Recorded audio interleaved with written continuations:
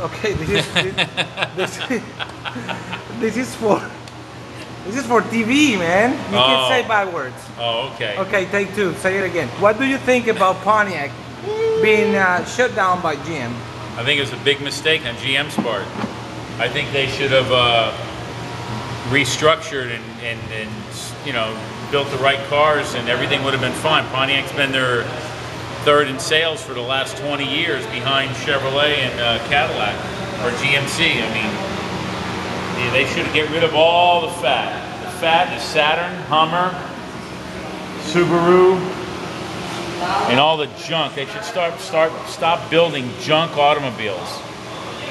They should have done something with the Trans Ams a few years ago. Yeah. They got stuck with the same model for more than 10 years, right? Yeah. Those people in marketing at General Motors, those young kids in marketing, they need their head examined. They don't know nothing. That's why GM is where they're at today. How are we looking in the coolant level? Good? How do you like that overflow? You like it? No, it's excellent. Okay. This is our special bottled water right here.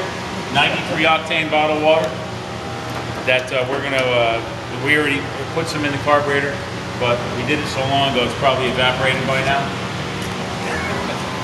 All right.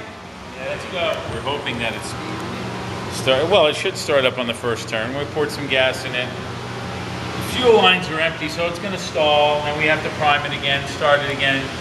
The object is to keep it running at about 2,000 RPM for 30 minutes with the timing set, and making sure that all the coolant levels and all the fuel levels are at full. And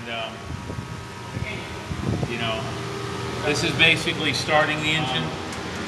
Hang on a second, let me try. We got to keep it running for 20 minutes. It's got a leak? Where?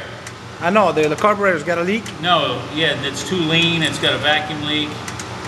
Yeah, all the above. The usual. Yeah. Yeah, that or ran out of gas. Yeah. Might not be sucking. I don't hear it. Oh yeah, there it is. I see the gasoline splashing. Okay, start it up.